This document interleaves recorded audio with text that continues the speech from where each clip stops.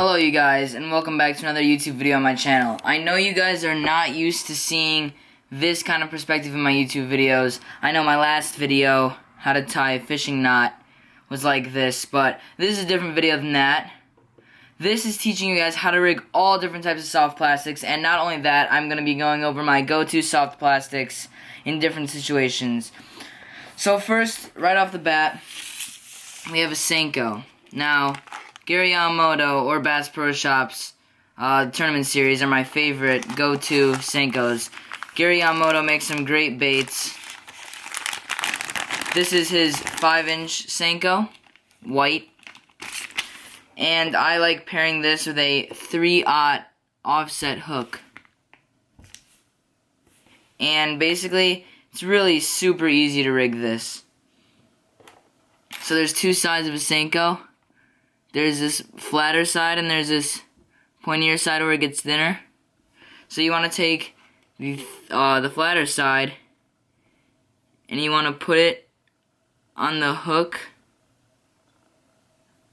Put it straight on the hook. Only a little bit, like that. Like as much as it would go, because it's going to go right there at the offset. So you want to then pull it through Senko like so, and then you want to slide it up like so. So now see, it's up there, and then it's really easy from here. You want it to basically look like that in the end. So in order to do that, you push it up a little bit. My hand's really slimy from the Senko, but you want to push it up a little bit and then pull it down like so, kind of like that. And then you want to you work a Senko by just jigging it up and down in the water, and then the fish eventually just comes up, bites it, sets the hook, boom. So, that is how to rig a Senko Texas rig style. There's also Wacky rig where you just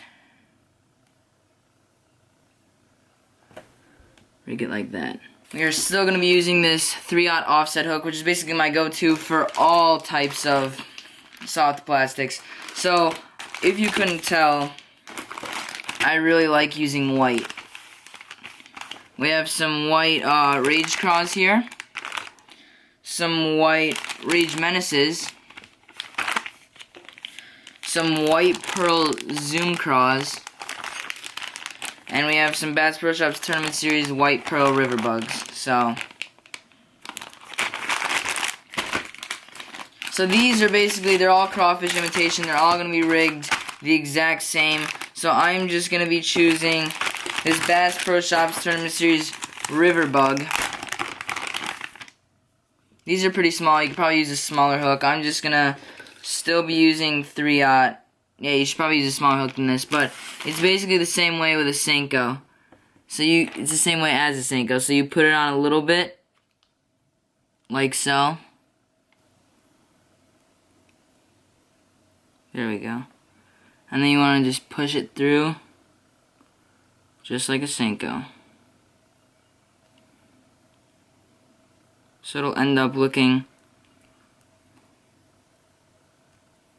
like that. Crawfish imitations are great for bed fishing. Same thing as a Senko, jigging it up and down. They're also great for trailers, which is what I'm going to be showing you guys next. But yeah, my personal favorite is not white. I actually like using for bed fishing green pumpkin. It's more of a natural color. I like green pumpkin, Guggen Squad, Bandito bugs. Those are my go-to bed fishing baits, and I use it as a trailer for any green pumpkin or natural colored chatterbaits. Like Breaking Bream is my favorite color. It's a bluegill color. I like using green pumpkin trailers for that. But yeah, so this is a kit I got. You can get size 2, size 1s, 1/0s, 2/0s, and 3/0 hooks. Offset hooks. They're nice and organized for you. Comes in this. I like to keep a couple of bullet weights in there, just so it's ease of access. Next, I'm going to be teaching you guys how to use trailers. So, I have this white Chatterbait. This is not a yes it is. I think it's a Chatterbait Pro, yeah. 3/8 ounce, I believe. I don't think this is 1/2. You can see I really use it a lot. It gets beat up, but I've caught many fish on this. This is Chatterbait, the original Z-Man Chatterbait. I like using the Chatterbait Pro. I like 1/2 ounce now. I used to use 3/8, but this is just a great lure. It's easy to use, cast out, retrieve. Makes a vibration in the water. The fish don't like that. They eat it. I like using it as a crawfish imitation. You can use paddle tails in the back of it, but I think it imitates more of a craw. So, I am going to be using one of my favorite trailers, the Rage Craw. And obviously this is a mixed match. Say this is a black and blue, I'd use a black and blue craw, you know what I mean? Just make sure your colors match with your trailer. So, I've caught a bowfin on this too. Bowfin, plenty of bowfin bass. My first 2 bass of the year came on this thing.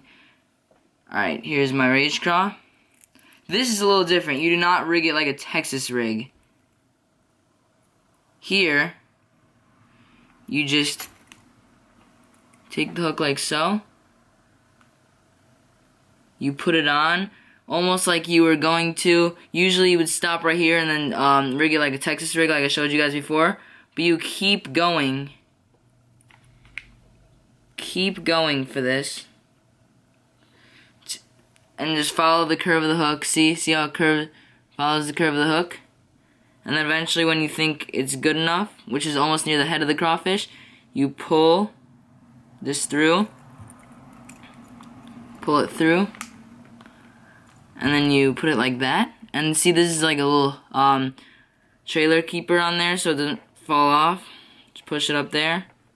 And boom. This gives a lot more action in the water. Instead of seeing just a skirt with a blade on it, you now have a crawfish imitation, and the fish will like this way more. A lot of people think trailers don't do that much, but they really do. Or you can use a trailer hook. Either one. I like using a trailer, though. My next lure, I'm going to be... This is not Texas rigging. I'm done with Texas rigging. This is a trailer.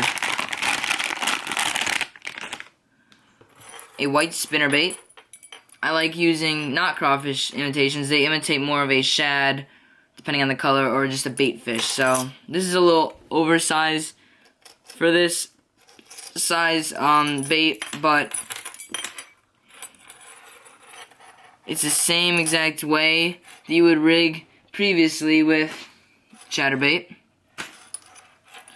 But you want to make sure it's right, because a paddle tail has a specific way it goes. See, this should be pointing down when it swims. It should look like that. It should not be pointing up. It'll look dumb. So if your spinnerbait looks like this, it swims like this, and I don't have an eye on that side. It swims like this in the water. This is upwards, so you want it to be rigged like this.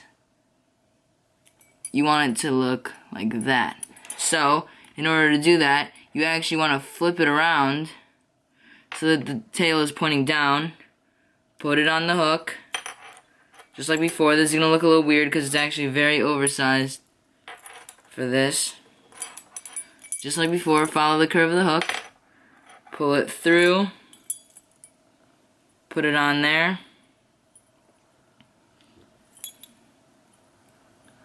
And boom. Look at that. See how the tail is the right way? The tail is pointing down. And obviously this is very big. This trailer is huge. It still work, but it's pretty big for this size spinnerbait. So I suggest using a little bit smaller one, maybe a 4-inch. I think this is a, what is this, 5-inch? Yeah, this is 5-inch. Maybe 3.8 or 4-inch would be suggested for this size. So and it's really easy to pull them off. These are a Berkeley Havoc.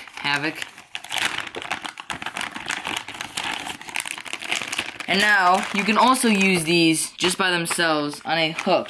You don't want to use hooks like, I mean you can, you don't really want to use hooks like this or else they end up floating like soft plastics for when you want to use paddle tails. You can use them like a swim bait where you just cast them out and reel them in. Instead of using normal offset hooks, I suggest you use weighted offset hooks, weighted belly hooks they call them. This is my weighted belly hook. It is a 6/0, I believe. I think it's 3/8 ounce. But these are perfect because, well, it's actually not even an offset hook because it's not offset. Instead, you just screw on the soft plastic onto this and it stays 10 times better. So, obviously, this is a big hook for a big lure. I have these that my friend gave me. I think they're 6-inch. I don't know, Bass Pro Shops Tournament Series. Like this coloring. Have not opened them yet. Here we go. He accidentally bought the wrong size. I don't know what he was thinking, but these are heavy-duty, strong, thick lures. These will catch you big bass. So, look how small it makes that hook look. These are big. Let me just put that in my hand just to show you guys the size of this paddle tail. It's the size of my hand. And these are thick too, so. So basically, you want to rig it like this. The hook wants to be up. And you want it to look like this, basically, at the end. So, for this one, you don't need to rig it upside down so that the tail goes right. You can just take it, like so. Take your hook. Make sure it's the right way, like this. And then take your little spiral and just twist it on there. Or actually, it doesn't need to be the right way because you're twisting it on. See, so look at that. Look at that, I twisted that on about 10 times. See, so look at how strong that is. Look at, that is not going anywhere. So it's on there, and then you want to make sure your paddle tail is down, again. And then you want to push your lure up a little bit so that it goes on correctly. Push your lure up a little bit and pull down. And boom. There is a little slit at the top of this lure, you see?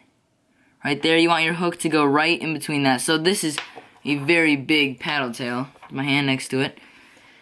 So the bass comes up, eats it, boom. Should bite right there. Pushes this down, sets the hook, and boom, that hook is right in its mouth. So you want it to be like that so it's weedless.